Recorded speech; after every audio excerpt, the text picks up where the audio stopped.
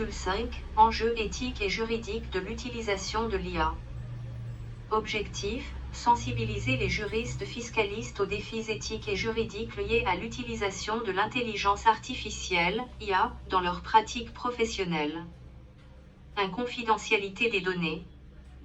L'un des principaux défis liés à l'utilisation de l'IA concerne la confidentialité des informations sensibles.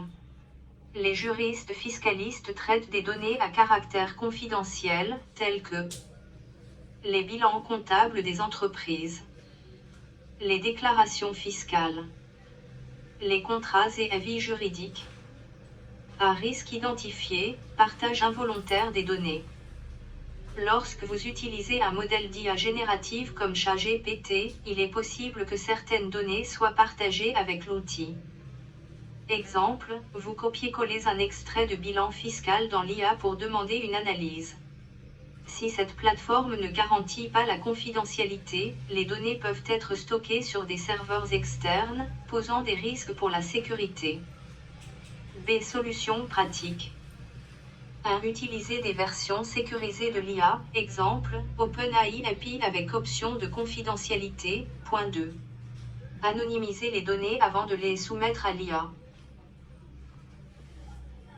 Exemple, remplacer les noms des entreprises par des alias, entreprise A, entreprise B. 3. Contrôler les politiques de confidentialité des outils que vous utilisez. 2. Responsabilité juridique. Qui est responsable en cas d'erreur de l'IA? L'IA générative produit des contenus basés sur des modèles statistiques, mais elle n'est pas infaillible. En cas d'erreur dans une consultation fiscale ou un avis juridique, se pose la question de la responsabilité. A. Exemple pratique, erreur de l'IA dans un avis fiscal. Vous utilisez un outil d'IA pour rédiger un avis sur l'application d'une retenue à la source. L'IA vous fournit une réponse incorrecte qui entraîne des pénalités fiscales pour votre client. Question, qui est responsable? L'IA elle-même ne peut pas être tenue responsable, absence de personnalité juridique.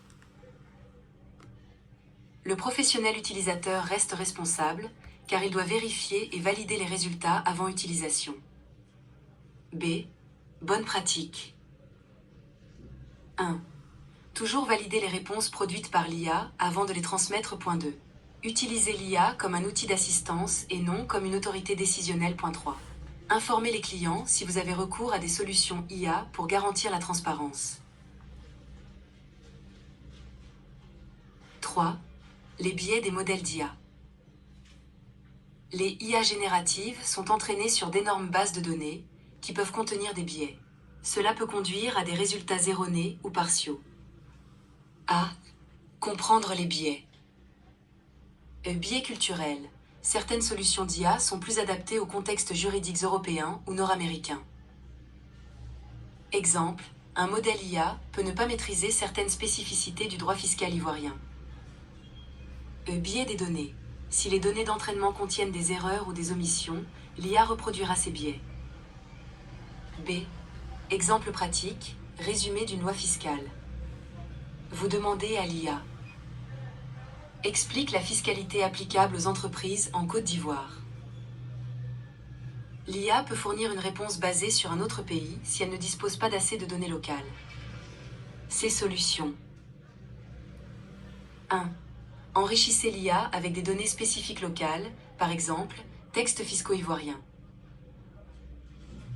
2. Restez vigilant face aux réponses générées et croisez les informations avec des sources fiables. Point 3. Formulez des prompts précis pour contextualiser vos demandes. Exemple, en Côte d'Ivoire, quelles sont les obligations fiscales pour une SARL? 4. Conformité réglementaire. A. Protection des données, RGPD et lois locales.